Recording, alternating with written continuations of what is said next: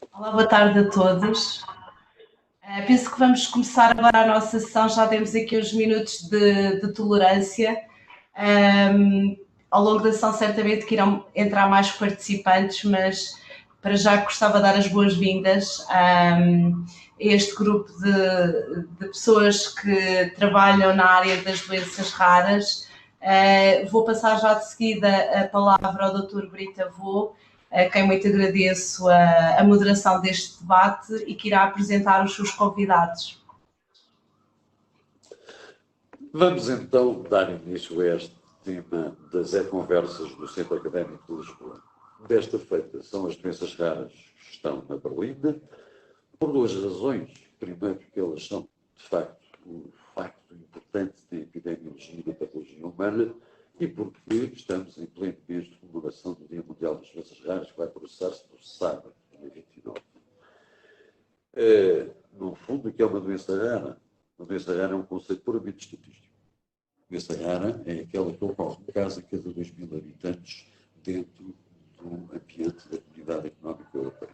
Há outras definições norte-americanas e japonesas, mas a nossa é esta. Isto quer dizer que, a nível global, de todo o planeta, existem cerca de 300 milhões de pessoas portadoras de doenças raras, 36 milhões de europeus e estima-se que entre 600 a 700 mil portugueses. Portanto, isto torna-se um grupo epidemiologicamente muito significativo. As doenças raras são, em grande parte, de natureza genética, de causa genética, quase 80% delas. Têm uma expressão que se inicia na infância em mais de 50% dos casos, mas, por sua natureza própria, por alguns fenotipos atenuados e também o avanço que tem havido no manejo, no manuseamento destes pacientes, cada vez há mais adultos sobreviventes, cerca de 30% a 35% das pessoas portadoras de doença rara, mesmo de causa genética, atingem a idade adulta. Isso foi uma preocupação nestes últimos anos, entre nós. Eu sou internista, a propósito, eu chamo Luís Brito Avô, sou assistente de medicina interna do nosso hospital e faço parte da equipa do nosso centro de referência de doenças hereditárias metabólicas do adulto, no nosso caso, mas o centro tem também uma área pediátrica. A doença rara é muitas vezes incapacitante, grave, portanto, uma coorte de doentes está muito dependente. Ela é responsável por 35% da mortalidade infantil do primeiro ano de vida. Tem esta carga importantíssima de mortalidade e mortalidade. E os adultos, com formas mais atenuadas, apesar de tudo, também têm esperanças de vida diminuídas em muitas das áreas que abordamos. Como é que isto tem evoluído? Há 30 anos, o termo doença rara não existia no léxico clínico dentro da medicina. Falávamos de doenças que são raras, mas o termo doença rara teve este nascimento estatístico, teve muito a ver com o ato de definição do chamado medicamento órfão, que são fármacos sintetizados, fabricados para tratar uma única doença ou pequenos grupos de doenças. Por outro lado, iniciou-se um movimento de caráter mundial de atenção a esta área e foram-se criando políticas e estratégias de prestação de cuidados em todo o mundo ocidental e também no Oriente, no Japão, principalmente, e tem havido uma resposta progressiva a este problema. No passado, havia uma enorme ignorância sobre tudo isto. Eram muito desconhecidas do ponto de vista fisiopatológico, do ponto de vista clínico. Um clínico pode passar a vida inteira sem ver muitas destas doenças, porque elas são de tal forma invulgares que nós conhecemos mal. Por outro lado, as estratégias de modulação terapêutica, de modificação de prognóstico, esperança de vida, eram muito escassas. Para terem uma ideia, há 30 anos haviam 10 medicamentos órfãos aprovados na Europa. Hoje em dia há cerca de 200 e já passaremos ao futuro. E houve uma evolução absolutamente notável também da avaliação clínico-laboratorial nestes últimos anos. Estão registradas entre 7 a 8 mil doenças. Hoje em dia temos capacidade laboratorial para diagnosticar cerca de 3.600. Portanto, não há aqui um longo caminho a percorrer, mas houve este avanço extraordinário. E não sempre colocarmos estes objetivos de haver terapêuticas específicas para 200 entidades até 2020. Isso foi atingido. Estamos a caminhar bem. Até que a resposta chegada a ser de 20, 30 anos para se identificar as patologias está neste momento encurtado para 6, 7 anos no Meio Oriente. O tempo é global. Se bem que continua a haver pessoas que estão 15 e 20 anos à espera de um diagnóstico. Estão estabelecidos objetivos do consórcio internacional de saúde. Envolve a Europa, os Estados Unidos, o Canadá, alguns países da América do Sul, o Japão, a China e a Austrália. É uma área que se pretende criar laços de investigação de uma rede global, financing, também atingir esses objetivos e fazer um intercâmbio o maior possível. São objetivos que, no espaço até 2027, sejam possíveis os diagnósticos no espaço de um ano para todas as doenças raras que estejam descritas, que seja possível haver 1000 medicamentos órfãos disponíveis e que o conhecimento destas doenças e as estratégias dos países onde os próprios montantes sejam cada vez mais abrangentes. Nós teríamos aqui hoje o Dr. Diogo Cruz, o Diretor-Geral de Saúde, para nos falar um pouco da estratégia política de saúde que foi implementada, saúde e não só. Eu vou dizer só 2 ou 3 pequenas coisas que ele seguramente iria transmitir. Há uma estratégia nacional interministerial em Portugal a ser implantada. Nós temos um bom exemplo nesta área, pelo menos que está proposto e escrito em termos de legislação. É uma estratégia entre o Ministério da Saúde, da Segurança Social e da Educação. Pretende-se cobrir as necessidades sanitárias, de apoios sociais e de educativas para este grupo de doentes. Isto começou com a implementação de centros de referência e a tentativa de uma criação de rede de referenciação, havendo já centros de referência designados para 10 áreas em Portugal. Temos entre nós 2 exemplos de centros de referência que são sediados no nosso centro académico, que falarão de seguida, e, por outro lado, a integração em redes europeias de referência que possam interagir de uma forma global connosco. Este processo está a avançar do ponto de vista de políticas sociais e está bastante incipiente e educativas. Mas há vontade, há um grupo de pressão, as associações de doentes são tremendamente importantes nesta área e são altamente colaborativas. Vamos passar a palavra às pessoas especificamente em atuação nestes centros. Passaria a palavra à doutora Anabela Oliveira, que é nossa colega internista e responsável pelo Centro de Referência de Doenças Hereditárias do Metabolismo do Adulto. Doutora Anabela, teremos o prazer de ouvir. Obrigada, doutora Rita Vô. Portanto, eu queria para já agradecer o convite que me foi dirigido para estar presente nestas conversas, conversas hoje sobre as doenças raras.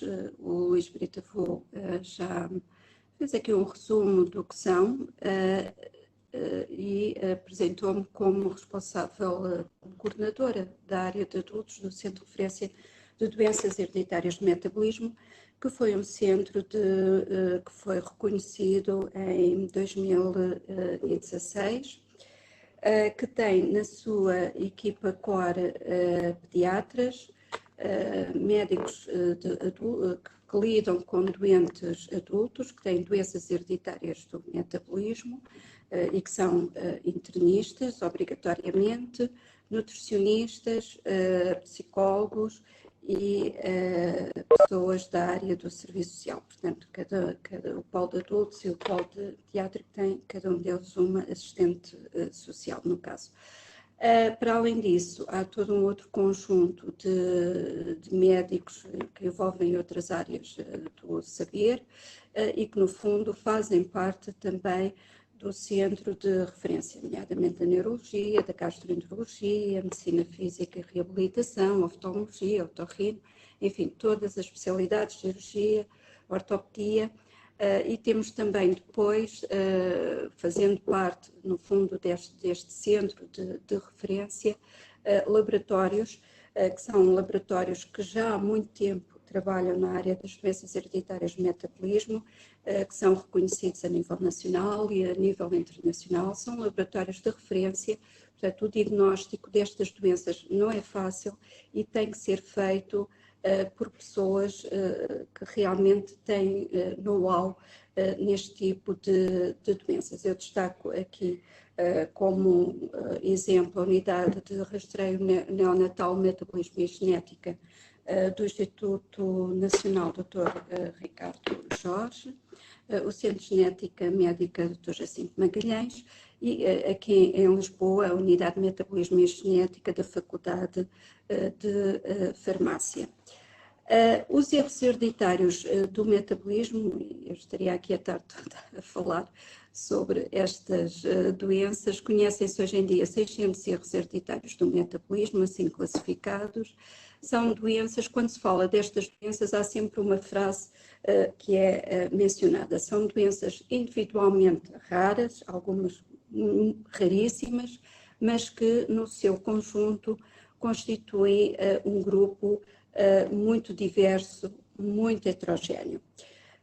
Estes doentes, tal como o Luís Brito avô, com este tipo de doenças, a maior parte destas patologias são diagnosticadas na idade pediátrica, a maior parte delas são genéticas, a maior parte destas doenças genéticas tem uma forma de transmissão autossómica recessiva. Os fenotipos mais graves ocorrem exatamente na idade pediátrica, onde é mais fácil o diagnóstico, porque são doenças mais graves, mas não esquecer que há também fenotipos mais atenuados, que decorrem de mutações, entre aspas, menos agressivas e cujo reconhecimento pode ser difícil de fazer, porque os médicos não têm este tipo de doenças, não são faladas muito na nossa formação graduada e pós-graduada, e porque os doentes apresentam-se com frequência com fenotipos muito atenuados, o que torna difícil o diagnóstico. Quando se fala de doenças hereditárias de metabolismo, nunca poderemos esquecer o rastreio neonatal e o que representou em termos o que representa em termos de saúde pública, as implicações que teve em termos de saúde pública. O rastreio neonatal faz parte do Programa Nacional de Diagnóstico Precoce, existe desde 1979.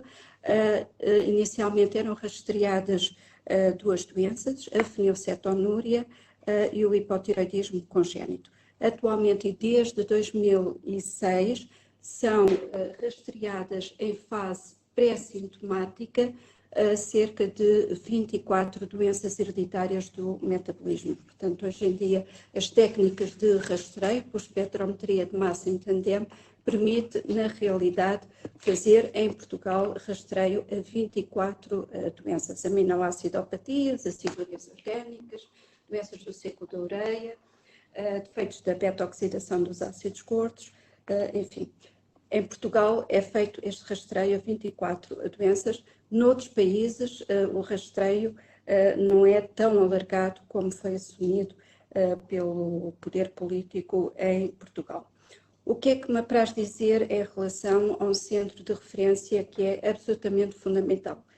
É a existência, é o trabalho de equipa. Portanto, tem que haver um trabalho de equipa muito forte, tem que haver uma grande multidisciplinaridade e as pessoas têm que procurar apoio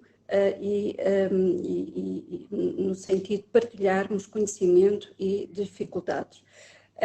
Importante também, quando se fala nestas doenças, é a transição. Portanto, como disse, a maior parte destas, hoje em dia, porque o rastreio é feito numa idade precoce, tem permitido implementar medidas, nomeadamente em relação a estas doenças, medidas nutricionais que têm permitido que as crianças atinjam a idade adulta no seu pleno, com um desenvolvimento cognitivo perfeitamente normal e capazes de integrar a sociedade. Portanto, o período de transição, que é algo que se fala e que é muito trabalhado em alguns países, e que no nosso país isso também já se faz, nomeadamente os nossos centros de referência. A transição da idade pediátrica para a idade adulta é extremamente importante e tem que ser devidamente acautelado, não só com a pessoa doente, mas também com os seus familiares. E pronto, agora é no fundo que, resumidamente, poderei dizer aqui em relação ao Centro de Referência de Doenças Hereditárias no Metabolismo. Okay. Portanto, importantíssimo aquilo que a doutora Ana Bela disse, e posso acrescentar, não está aqui o doutor Diogo, no projeto para o próximo ano dos novos centros de referência que foram os últimos aprovados para a fibrose quística e as polipatias congénitas, portanto, e pretende-se que agora possa vir a ser criada uma hemoglobinopatias e a drepanocitose irá ser integrada no teste do PESI. É o que está previsto. Por outro lado, uma coisa tremendamente importante, os registros. Não há ainda um registro de doenças raras em Portugal. Estão lançados os primeiros passos, há uma comissão que está a preparar a sua estruturação, irá começar, ou começou muito através da edição do cartão do portador de doença rara, que irá criando dados, uma base de dados de doentes portadores, já foram emitidos cerca de 5 mil em Portugal nos últimos anos, e pretende-se que os registros se iniciem de uma forma mais sólida, exatamente nos centros de referência metabólicas de PAV, para a amiloidose tipo 2, para quem vamos passar de seguida, e passamos então para uma área muito portuguesa, a doença dos pezinhos, a doutora Isabel Conceição, nossa neurologista do nosso centro académico, que é a coordenadora exatamente do Centro de Referência de PAV-TTR da zona sul do país. Doutora Isabel, temos o prazer. Obrigada por este convite, por estar aqui. É mais uma conversa, embora de uma forma mais à distância, mas é sempre um prazer. De facto, falar sobre para-amiloidose ou sobre o Centro de Referência de Para-amiloidose é algo que me gratifica muito. O Centro de Referência, que foi considerado como tal em 2015, na verdade eu costumo dizer que isso não correspondeu nada mais do que a uma formalização burocrática de algo que já existia desde final dos anos 80. Na verdade, em Portugal, nós estamos no país com a maior prevalência e incidência da doença mundialmente. Nós temos cerca de 20% dos doentes mundiais. Calcula-se que existam cerca de 10 mil doentes mundialmente com polineuropatia associada à transtirretina. Hoje em dia, nós apelidamos a para-amiloidose, começa a sair um pouquinho da nomenclatura, ou quase totalmente da nomenclatura, exatamente porque a maioria dos doentes não tem polineuropatia. Curiosamente, a maioria dos doentes tem cardiomiopatia. Portanto, calcula-se que cerca de 40 mil doentes mundialmente têm uma forma cardíaca da amiloidose hereditária e só 10 mil têm a nossa forma de polineuropatia. Mas nós vencemos nisto e, de facto, somos o país que temos que ser primeiros em alguma coisa, nem que seja no pior. E efetivamente, a nossa experiência, o nosso número de doentes tem-nos dado uma experiência ao longo dos anos bastante importante. Este centro de referência corresponde, no fundo, a um circuito que foi desenhado há uns anos atrás e que foi melhorado e que tem tentado ser melhorado ao longo do tempo, e quando houve este reconhecimento como tal, tentou-se fazer algo mais, um circuito bem esquematizado, correspondendo a protocolos, mesmo do ponto de vista internacional, muito mais estritos, tentando seguir os doentes de uma forma equitativa com o outro centro de referência, que é o Centro de Referência do Porto, e tentando que aquilo que acontecia no passado, que os centros de referência ou os sítios onde as pessoas eram seguidas funcionavam de uma maneira completamente diferente. Podemos ter hoje um bocadinho esta noção de que este foi o nosso objetivo e conseguimos seguir os doentes exatamente com os protocolos muito semelhantes ou iguais em ambos os centros, para podermos ter uma uniformização desta avaliação. Aqui isto funciona bem. A consulta core é a consulta de neurologia, que, claro está, classicamente os nossos doentes têm polineuropatia, que são os doentes com uma mutação muito específica. A ideia de que nós só temos uma mutação em Portugal é errada, e temos tentado nos últimos tempos traduzir um bocadinho isto. Há muito mais do que a nossa mutação tão conhecida como a TTR-MET30, hoje em dia com a denominação de valina 50, metionina, é a mesma coisa. Mas o panorama tem mudado. tem mudado, mas de facto como é que este centro funciona, como eu estava a dizer, a consulta core é a consulta de neurologia com uma ligação muito estrita à consulta de genética, que funciona muito com um vai e vem, ou seja, a genética que faz aconselhamento e que faz testes preditivos envia-nos todos os testes preditivos positivos e, portanto, nós temos mais de 50% dos nossos indivíduos que são seguidos neste centro de referência são portadores assintomáticos, o que é extremamente importante, porque é feito todo um seguimento ao longo dos anos que nos permite detectar o mais precocemente possível a doença.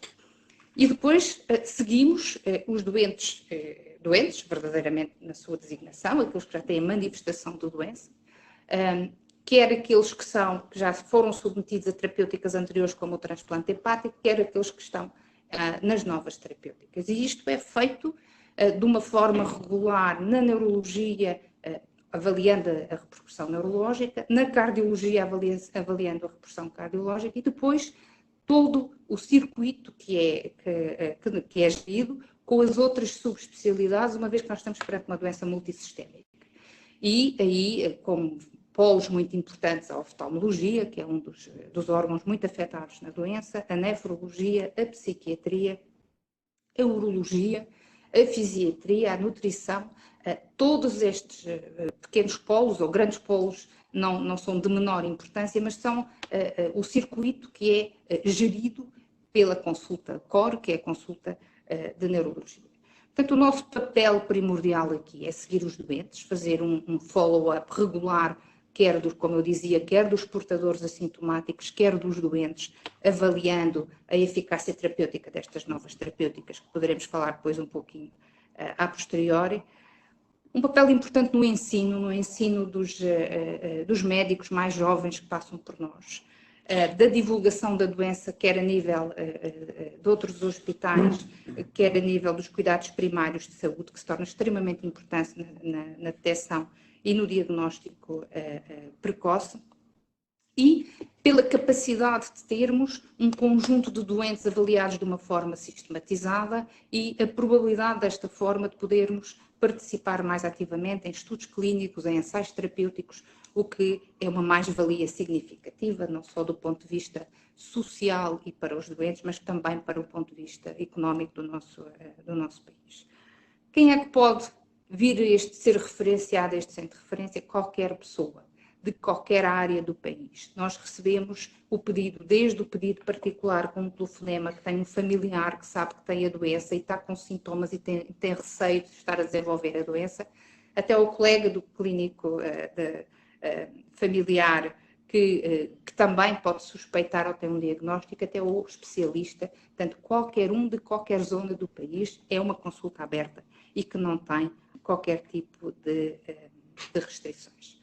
Nós seguimos neste momento, cerca de 400 indivíduos, 150 portadores assintomáticos e à volta de 250 doentes, o que já corresponde a uma carga de doença, a uma carga de doentes significativa.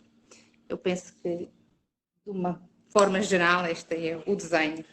Extraordinária evolução, desde o Corinto de Andrade, que identificou esta forma peculiar de polineuropatia, não é? A Isabel tocou aqui em aspectos importantíssimos, responsabilidades dos centros de referência educacionais e formativas. Não tínhamos falado desse aspecto, é uma das responsabilidades dos centros e seguramente serão criados, e existem polos de formação executados pelos centros de referência que se podem candidatar pessoas das diversas profissões biomédicas. Ora, a nutrição, particularmente nas doenças metabólicas, é tremendamente importante.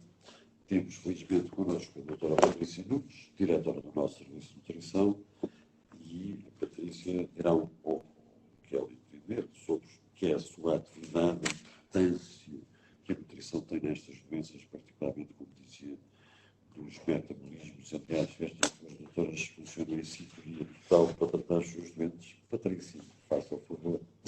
Olá, boa tarde, obrigada também pelo convite. De facto, a nutrição, e em particular o nutricionista, tem estado estreitamente ligado às doenças raras e, como disse bem, destas destaco a questão aminoacidopatias, como por exemplo no caso das fenilcetonúrias, em que estou particularmente ligada já há mais de 20 anos neste centro hospitalar. Tem sido de facto um grande desafio para a nutrição, não só também por esta questão do número crescente de utentes, de todas as suas necessidades, em que o nutricionista tem que fazer o seu acompanhamento e de uma forma correta. Para quê? Para que aquilo que a doutora Anabela estava a dizer há pouco, o seu desenvolvimento estatutoponderal seja feito de uma forma adequada.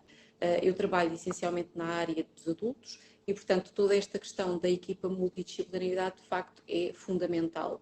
É um desafio constante, não só para o nutricionista, porque tem que estar muito atualizado com todas as questões nutricionais, isto é, perceber muito de que alimentos é que estamos a tratar, quais é que devem ser, quais são os hábitos alimentares, quais são as suas necessidades que os utentes têm, mas também um desafio constante para os doentes e para os seus cuidadores, uma vez que, e em particular agora nos últimos anos, talvez nos últimos 5 anos, a globalização e o acesso à informação torna que todas as consultas sejam bastante ainda mais desafiantes do que eram há uns anos atrás. E, portanto, aquelas questões que não se colocavam e que nem sequer faziam qualquer sentido, neste momento são questões bastante pertinentes e cada consulta é um grande desafio nesta área.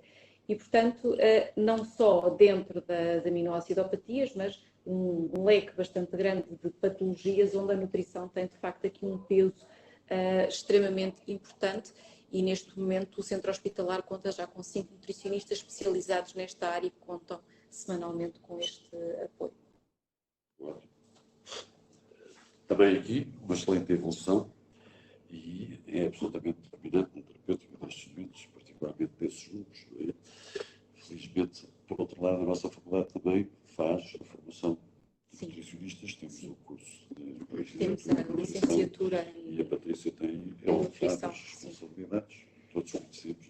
E para além disso temos também o mestrado em doenças metabólicas e comportamento alimentar, que de alguma forma, e pensando um bocadinho recuando na minha formação, eu por acaso fiz a minha tese de licenciatura nesta área, em particular na área da fenilcetonúria, mas há muitos anos atrás, e de facto era uma lacuna que nós tínhamos, e por isso esta questão dos mestrados, e neste momento, de facto, todas as licenciaturas já vêm e estão muito bem focadas e, pelo menos, todos os alunos que fazem o seu estágio académico cá no hospital podem ter acesso a fazer uma área, e neste momento, por exemplo, destaco 2 alunas que estão nesta área e que têm feito um contributo excelente mesmo. Excelente. Como vos disse no princípio, 80% destas doenças têm uma etiologia genética. É absolutamente notável a evolução da ciência genética e afins da biologia molecular nos últimos 50, 60 anos. E ela está perfeitamente instalada em Portugal. Temos tradição de institutos de investigação e estudo da genética, da biologia molecular, que são tremendamente importantes, quer para o diagnóstico destas doenças, através dos testes genéticos, da bioquímica, da biologia molecular. Tudo isto é uma chave de diagnóstico para muitos destes pacientes e, por outro lado, os modelos de experimentação terapêutica passam por aqui, a geração dos medicamentos órfãos que têm evoluído da forma notável que vos disse, passa muito por estes conhecimentos de ciência básica.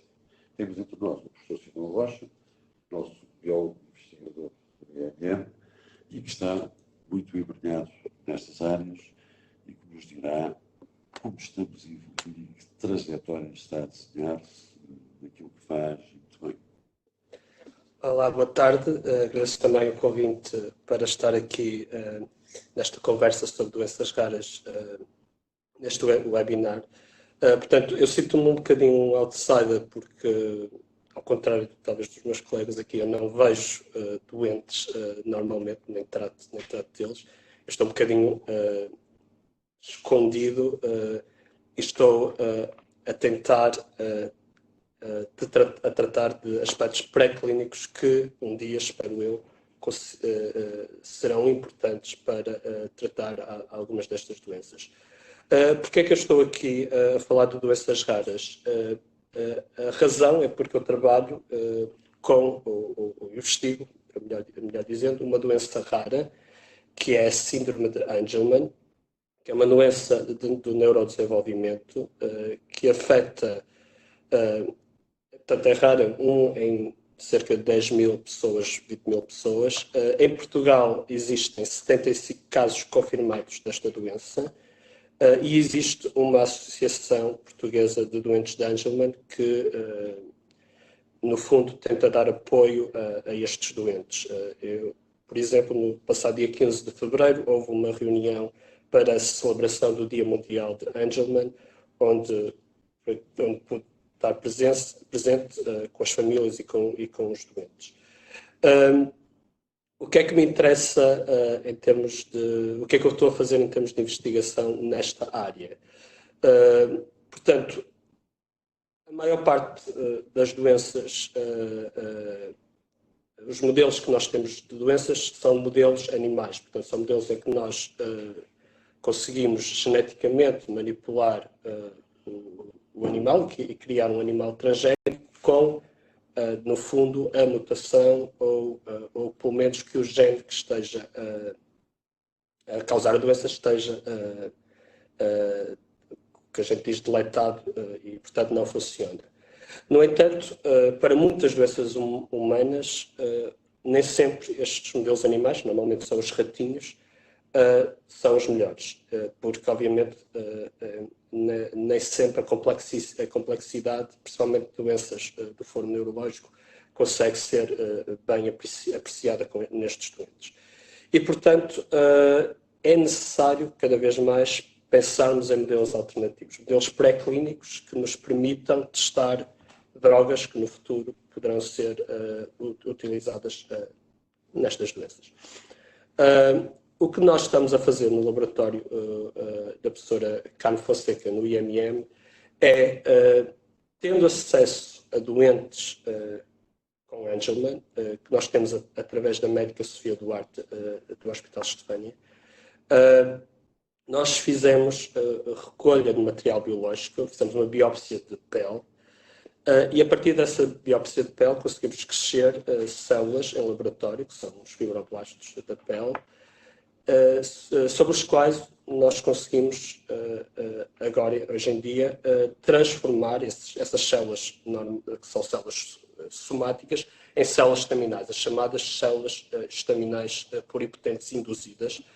E a grande vantagem de termos essas células, que são células indiferenciadas, que vieram dos doentes, portanto, no fundo, o genoma pertence ao doente, portanto, é um modelo personalizado, e a partir dessas células estaminais, a grande vantagem delas é que nós conseguimos agora diferenciá-las em tipos celulares que nos interessam investigar. No contexto de uma doença como o Angelman, que é uma doença do neurodesenvolvimento, estas células, que nós chamamos iPS, na sigla inglesa, nós podemos agora, em laboratório, transformá-las em neurónios ou até formar estruturas tridimensionais, a que nós chamamos organoides, de modo a testar, no modo a perceber um bocadinho mais da complexidade da doença, portanto, mecanismos moleculares que estão em falha na doença, mas também a nossa ideia e a nossa esperança é que este modelo pré-clínico pode também ser um modelo em que a gente possa depois testar algumas drogas que possam ser benéficas para estes doentes. Nomeadamente, no caso do Angelman, descobriram-se em modelos de ratinho que podemos usar determinadas drogas que atuavam sobre um RNA não codificante, que era importante para uma possível terapia genética para esta doença. E isto nós queremos tentar ver agora se conseguimos fazer também com células humanas. O que foi testado em ratinhos só funcionaria em ratinhos, portanto precisávamos ter exatamente este modelo para agora conseguir testar em humanos. E, portanto, isto é só um bocadinho uma ideia, portanto, é o que eu estou a fazer pessoalmente, mas obviamente que estes modelos personalizados podem ser aplicados a muitas outras doenças, não só doenças do foro neurológico, também podem ser de outros foros, e pronto, e aqui fica um testemunho sobre as possibilidades que nós temos agora na investigação. Obviamente eu só queria ressalvar que Obviamente, isto que estamos a fazer não trata os doentes atuais, isto é qualquer coisa que nós esperemos que no futuro possa tratar ou, eventualmente, mesmo curar este género de doenças no futuro, que esperemos que seja próximo. Muito obrigado. O que o Simão acabou de nos transmitir é absolutamente fundamental e espelha a interação entre as ciências biomédicas chamadas básicas, enfim, a clínica e a farmacologia e a atuação sobre as pessoas, diretamente sobre os doentes. É absolutamente fundamental esta área. A translação destes conhecimentos para a atuação clínica, para a atuação farmacológica, terapêutica, é absolutamente fundamental. Nasce destes conceitos exatamente muita identificação de patologia e muita nova farmacologia.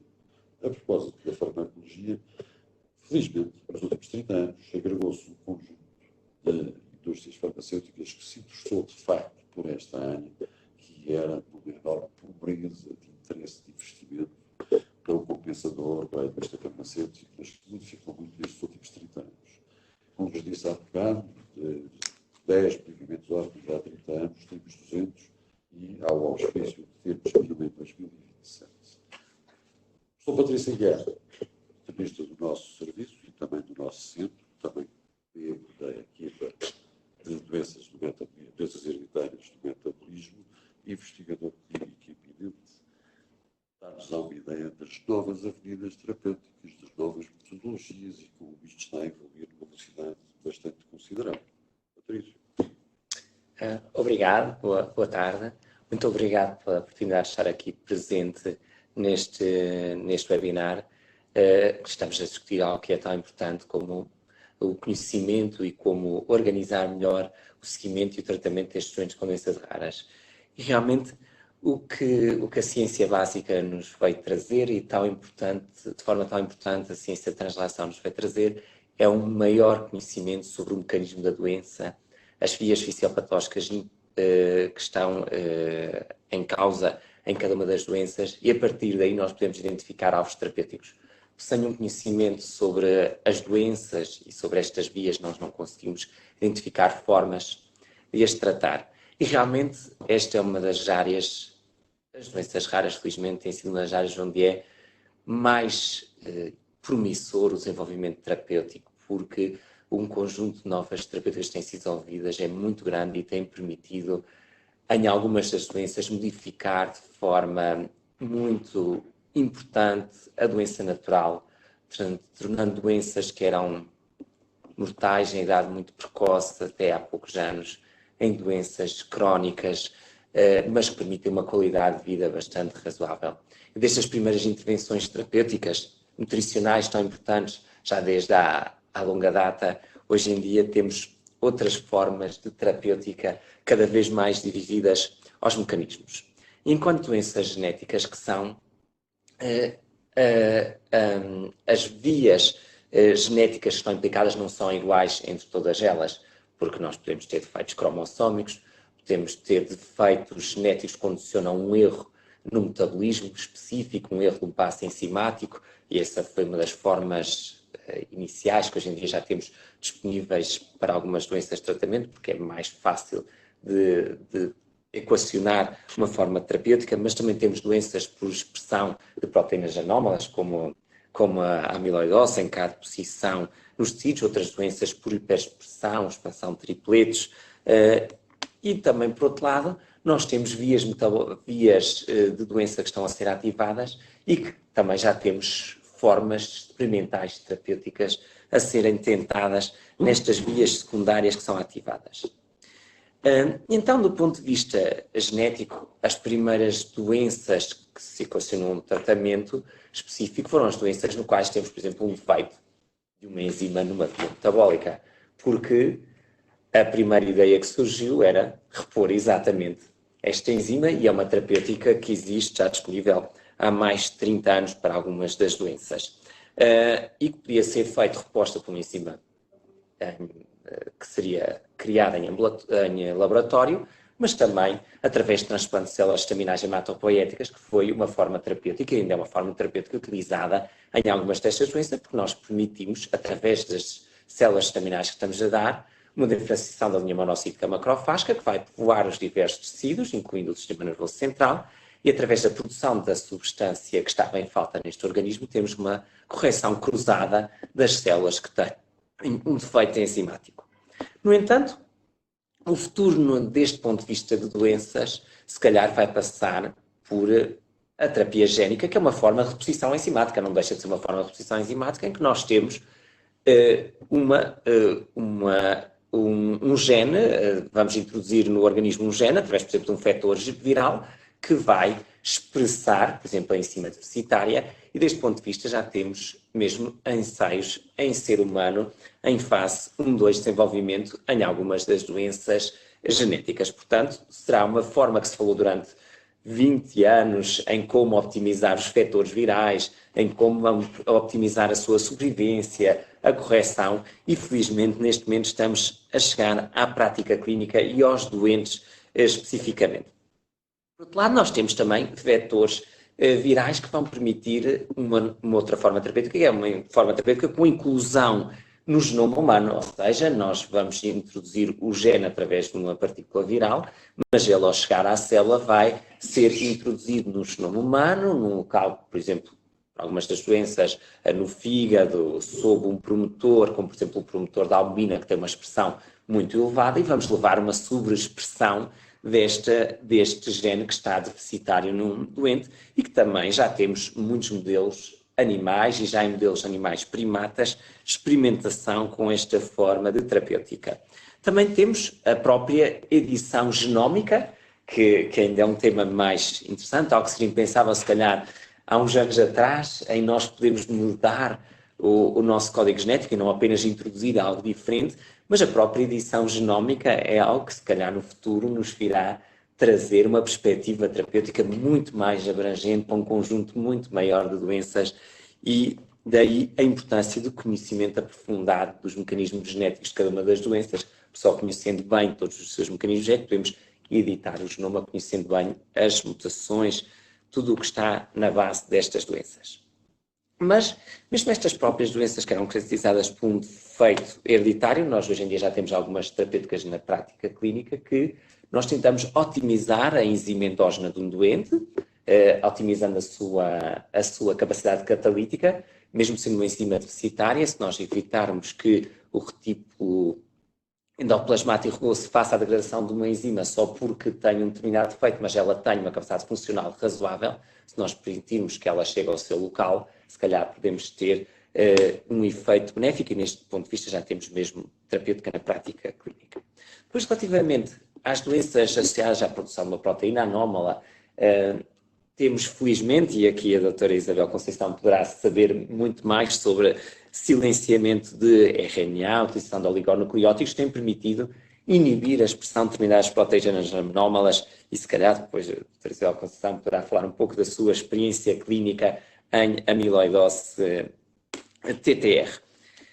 No entanto, não estamos a falar apenas do genoma, mas do conhecimento destas vias fisiopatológicas, e hoje em dia já temos também algumas experiências com tentar modular as vias fisiopatológicas em cada uma das doenças, porque nós sabemos que a expressão fenotípica da doença é muito diversa entre os doentes, em qualquer uma das doenças genéticas, a penetrância é muito variável, a expressão fenotípica é muito variável, e há doentes que têm um fenótipo muito agressivo e outros têm um fenótipo mais atenuado. E, em parte desta variabilidade fenotípica, depende de fenómenos epigenéticos que relacionam-se com as vias fisiopatológicas que estão ativadas e algumas formas de silenciamento de vias profibróticas, de vias pró-inflamatórias, que, embora não seja uma inflamação clássica, como nós a reconhecemos de outro tipo de doenças, elas estão certamente implicadas nestas doenças, que muitas delas são neurodegenerativas, porque a inflamação do sistema nervoso central é muito importante, e temos já alguns estudos com microRNAs, outros moduladores de expressão de vias pró-inflamatórias que poderão, e profibróticas, que poderão ser um alvo terapêutico no futuro, exatamente para os doentes mais gravemente atingidos por cada uma destas doenças. E outro aspecto que é muito importante, que eu acho que é muito importante falarmos para o futuro, que é a neurodegeneração. Como vimos, muitas das doenças raras afetam o sistema nervoso central, condicionam a neurodegeneração e uma afetação cognitiva muito importante desde uma idade muito precoce. E como nós sabemos, o sistema nervoso central é um santuário do ponto de vista do nosso organismo, mas também é um santuário para que as terapêuticas o possam atingir, porque a barreira hematoencefálica é, infelizmente, um inimigo da terapêutica nestas doenças com neurodegeneração. Enquanto até à data nós utilizávamos o transplante de células terminais hematopoéticas como o único modelo em que nós podemos corrigir um defeito no sistema nervoso central, porque temos as células da glia que derivam diretamente da linha monocítica macrofágica, que tem a função de fazer uma correção de todas as outras células no sistema nervoso central. Novas formas de terapêutica têm sido testadas com administração terapêutica intratecal ou até por método intracerebral-ventricular, no entanto, com uma eficácia limitada. Porquê? Porque o encéfalo é muito grande, comparativamente, ou seja, a distância a que está dos ventrículos pode ser muito grande, atingir concentrações suficientemente elevadas do fármaco é difícil e, por outro lado, estas doenças são neurodegenerativas, muitas delas por acumulação de substratos que ocorrem desde a vida intrauterina. Ou seja, o início do processo fisiopatológico é muito precoce e muitas vezes os ensaios foram desenhados em crianças que já tinham manifestação fenotípica e o processo fisiopatológico a certa altura é imparável porque todas as vias secundárias já foram ativadas e são impossíveis de serem quebradas. Portanto, tem sido cada vez tenta-se identificar melhores formas de ultrapassar esta barreira. E esta é uma área em que temos grandes novidades terapêuticas, já a ser testadas em modelo murino, alguns em modelo primata, nomeadamente a associação de, por exemplo, uma enzima que estamos a querer repor a uma proteína que tem um receptor na barreira hematocefálica, como a transferrina, a insulina, ou seja, o acoplamento a outra proteína que poderá atravessar a barreira hematoencefálica tem sido uma estratégia a utilizar.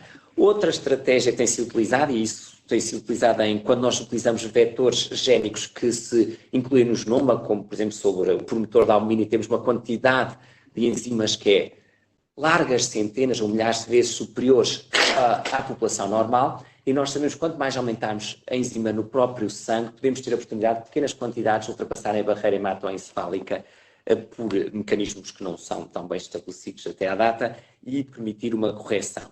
Também temos a possibilidade de incluir as próprias enzimas em microvesículas, as microvesículas que são libertadas pelas células. Isso permitirá, se calhar, uma maior penetração no sistema nervoso central por mecanismos de transcitose.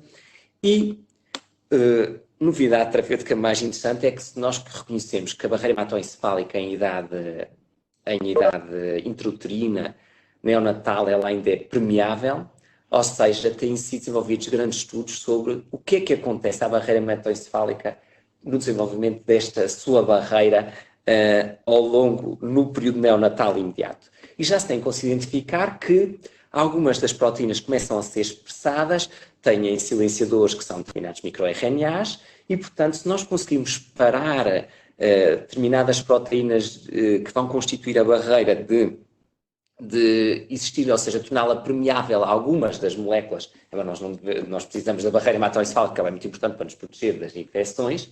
No entanto, é uma área terapêutica como modular a própria desenvolvimento da barreira hematoencefálica para podermos permitir a permeabilização a outras formas terapêuticas. Portanto, acho que temos um passado que foi até, se calhar, há 30 anos, foi um pouco negro, do ponto de vista de prognóstico para estas doenças. Nós, felizmente, estamos numa geração em que assistimos à mudança radical do paradigma do tratamento dos doentes, que permitiu desenvolver-se tanto a atividade clínica científica básica, a translação, porque, felizmente, o investimento na área é muito superior, mas acho que o futuro ainda é muito mais promissor do ponto de vista daquilo que poderemos oferecer aos doentes e, felizmente, vivemos numa época de transformação da forma como tratamos os nossos doentes e que é verdadeiramente gratificante viver nesta época, nestas doenças raras, porque nós, se calhar no futuro, vamos modificar, e já estamos a modificar a forma como estes doentes eram tratados e como eles vivem e sobrevivem muito mais anos. Patrício, muito obrigado. Este admirável mundo que o professor Patrício fala está em execução. É outra área tremendamente importante da responsabilidade dos centros de referência, portanto, a liderar estes processos de investigação, de experimentação, juntamente com os nossos institutos de ciências biomédicas, e aqui é tremendamente importante a participação das associações de doentes. Eles serão os principais recrutadores de pacientes para a colaboração dos ensaios. Esta parte é muito importante interagir com os doentes e integrá-los. O empoderamento do doente hoje em dia é uma das estratégias que está muito importante no desenvolvimento das terapêuticas e na sua aplicação, e é fundamental na nossa interação com os doentes. E daqui nascem frutos de todo este fantástico conjunto que o Patrício falou. Doutora Isabel, não sei se quer responder à qualificaçãozinha dos estabilizadores de Podemos, se calhar mesmo falar um pouco da experiência na primeira pessoa, porque acho que é mais importante do que o futuro. A experiência na primeira pessoa é gratificante, no sentido em que a paramiloidose o primeiro tratamento foi o transplante hepático. E porquê? Porque o modelo foi retirado de outras doenças metabólicas, não é? Portanto, a transtirretina mutala é produzida no fígado em mais de 80% da sua produção é hepática, a restante é retiniana e dos plexos coideus, mas baseado efetivamente e como doença metabólica que é, o primeiro tratamento proposto foi o transplante hepático e que continua como uma indicação terapêutica nas fases mais iniciais da doença, e é gratificante eu ter passado por todas as fases. A fase em que não havia qualquer tipo de terapêutica, a fase em que o transplante hepático era a única opção terapêutica, e a fase de hoje em dia, a fase de desenvolvimento que ocorreu, passando pelos estabilizadores da proteína, uma vez que a proteína, a transtirretina, se deposita sob a forma de amiloide, uma vez instável e transformada em monómeros e em fibrilhas, e esse é o seu mecanismo patogénico, para as últimas novidades de silenciadores do RNA, efetivamente, com oligonucleótidos, quer com RNA interferencial, quer com oligonucleótido antissense, em que o próprio knockdown da transtirretina a nível do hepatocito mostrou-se ser extremamente eficaz. Nos ensaios terapêuticos que terminaram o ano passado, estamos em fase de aprovação destes novos fármacos, com experiência pessoal muito gratificante, poder tratar doentes em fases mais avançadas da doença, com eficácia terapêutica, com estabilização da doença, numa doença tão degenerativa e tão incapacitante e com uma qualidade de vida tão má nestes indivíduos, que esperamos mais. Esperamos que todas estas moléculas sejam melhoradas, como estão a ser já em novos ensaios terapêuticos, e que, de facto, possamos oferecer mais e mais aos nossos doentes. Não poderá deixar de ser passarmos pelo economar da saúde. Este é um dos pontos muito fortes de introdução, principalmente das terapêuticas destes meses. A organização da estruturação da resposta do sistema de saúde a esta área de doença está estruturada, foi alicerçada naquilo que existe, particularmente nos hospitais centrais, e chegará seguramente aos distritais e aos centros de proximidade e aos cuidados de proximidade. Já há vários países na Europa a executarem terapêuticas destas de forma domiciliária, está em pleno desenvolvimento, ou início de desenvolvimento, perdão, em Portugal, a hospitalização domiciliária, a dispensa dos medicamentos órfãos, por enquanto, é estritamente hospitalar, mas caminharemos para as terapêuticas domiciliárias e para a proximidade que os doentes requerem muito e que é muito importante. Este mundo é dispendioso. Há uma preocupação de quem gera o mundo financeiro do custo por doente. No entanto, os custos desta área, se as formos relacionar com doenças de grande expressão, de grande risco para a saúde pública, como as cardiovasculares, como as oncológicas, aliás, devo dizer, o maior número de introdução de medicamentos órfãos que existe é na área oncológica. Portanto, é onde são introduzidos mais medicamentos órfãos. E, quando comparamos os números, os doentes deste tipo de patologias são muito caros, cada um per si. Mas estão uma distância muito grande da despesa com as doenças de grande profusão epidemiológica em todos os países da Europa e do mundo ocidental e em todo o mundo. Não sei se algum de vós quer fazer mais um comentário feel free, estejam à vontade. Posso, agora, ainda a propósito destes novos, da descoberta de novos medicamentos órfãos, enfim, terapêutica inovadora, uma das doenças metabólicas hereditárias, enfim, com mais anos de conhecimento e que foi a primeira a ser rastreada no rastreio neonatal, a fenilcetonúria, e que tinha como pilar de abordagem, de manejo dos doentes, a intervenção nutricional. Portanto, os doentes têm que fazer, enfim, logo no início, nas primeiras semanas após o nascimento, dietas muito restritivas em proteínas, portanto, nomeadamente proteína natural de origem animal, portanto, com suplementos depois de aminoácidos, porque as proteínas são necessárias. E nos últimos anos apareceram fármacos para tratar esta doença, que, enfim, que se achava que era uma doença em que a nutrição tinha um único papel, nomeadamente a sapropterína, que foi aprovada pela FDA, pela EMA em 2008, para os doentes com formas de fenilcetonúria mais atenuada, ou seja, que tem uma atividade residual da fenilalanina hidroxilase, que é a enzima que está deficiente nesta doença. Portanto, e nós temos já nos adultos 6 doentes a fazer terapêutica com sapropterína e temos 2 doentes que praticamente deixaram de fazer suplemento de aminoácidos e que têm uma dieta relativamente liberalizada. Portanto, em termos de ganho de qualidade de vida, é absolutamente fantástico eles poderem comer proteína natural, comer de vez em quando o seu hambúrguer, as massas e o pão normal. Portanto, foi um ganho assinalável. E em 2017 foi aprovada a PEC-Aliás, também para a fenilcetonúria, que é no fundo uma terapêutica de substituição enzimática, que é a fenilalanina amônia aliase, que é uma proteína pegilada e que no fundo vem introduzir uma outra arma farmacológica para o tratamento de uma doença que até há bem pouco tempo se baseava unicamente na intervenção nutricional e que, enfim, não deixa de continuar a ser importante, apesar de terem surgido estas novas terapêuticas, continua a ser muito importante a intervenção nutricional. Mas pronto, só para dar aqui um exemplo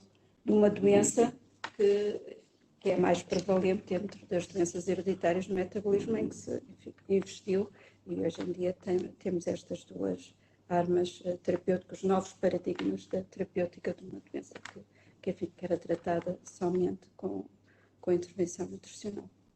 Claro, portanto, daqui como se vê como estes avanços podem modificar a qualidade de vida dos nossos doentes e até o seu prognóstico. Algumas destas terapêuticas não têm prolongado a vida, mas têm modificado de uma forma muito significativa a qualidade de vida, o que o coitadinho do doente nunca experimentou comer um freco de pão ou um hambúrguer na sua vida, ter essa experiência, já percebia estava as massas normais e o pão normal. Pois. Para termos uma ideia da epidemiologia de algumas destas nossas doenças e baseando-nos na emissão do cartão de doença rara, por enquanto é aquilo que está contido como base de dados, além dos registros dos centros das suas áreas específicas. Os cartões que foram emitidos em número superior a 100 em Portugal sucedem estas patologias: a fenilcetonúria, a Ana disse, a paramiloidose, as hemofilias, a EB, a doença de Fábio, as metabólicas, as hemoglobinopatias, algumas delas da esferocitose, e, portanto, são o maior número de atribuições de cartões de doença rara que têm sido feitos. E a fibrose quística, peço desculpa, que aliás é a primeira, está reportada com mais frequência em Portugal por enquanto.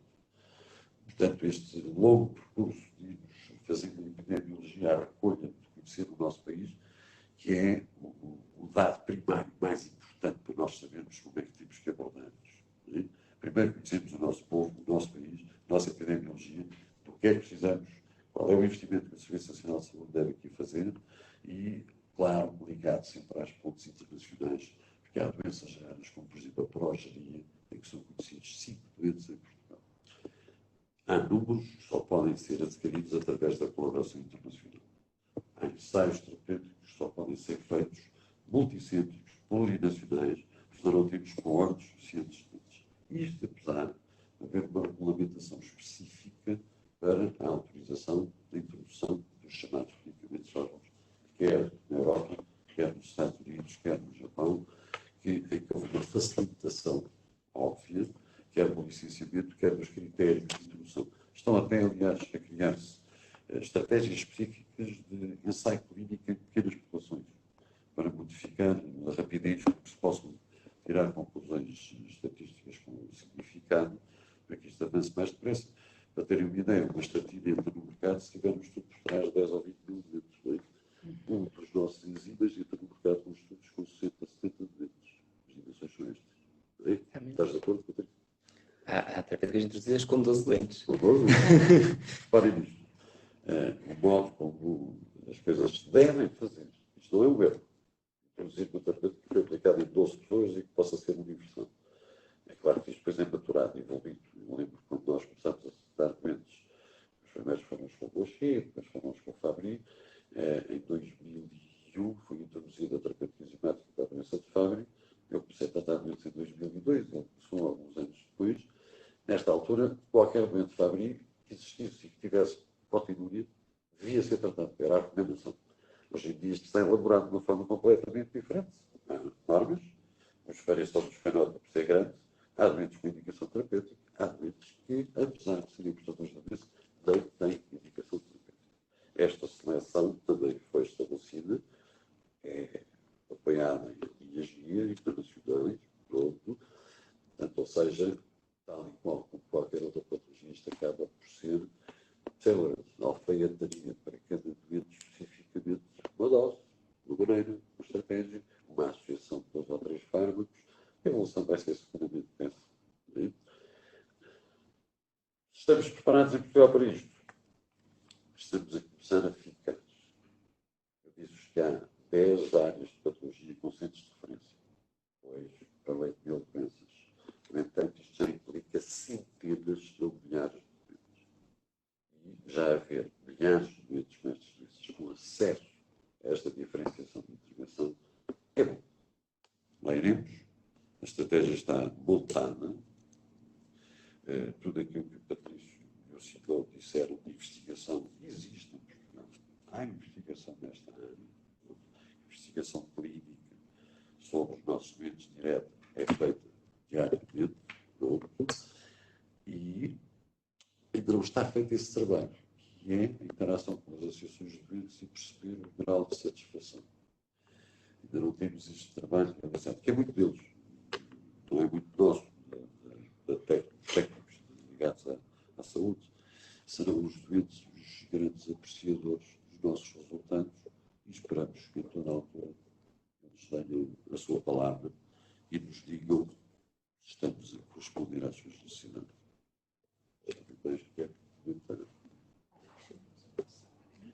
Questions? Ana? O exterior, Ricardo, como é que sabemos? Se há perguntas.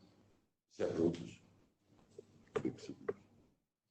Só aqui aproveitar para. Neste momento não temos perguntas, já estamos um bocadinho. Queremos, de qualquer forma, apesar de não haver questões a pôr, agradecer a presença das pessoas que estiveram online connosco. Temos aqui conhecimento que algumas pessoas estiveram a assistir. Não quiseram envolver-se. Espero que, pelo menos, tenham sido esclarecidos e tenham adquirido alguns conhecimentos. Tentámos transmitir algo. Obviamente, o espaço de uma hora é o que se pode tentar passar de informação e que tenha servido como estímulo para adquirirmos mais pessoas ligadas a esta área que são absolutamente fundamentais. Boa tarde a todos. Foi um prazer estarmos aqui. Ainda estamos online. Tu depois cortas esta coisa e vou voltar para casa. Passar, falar e tal.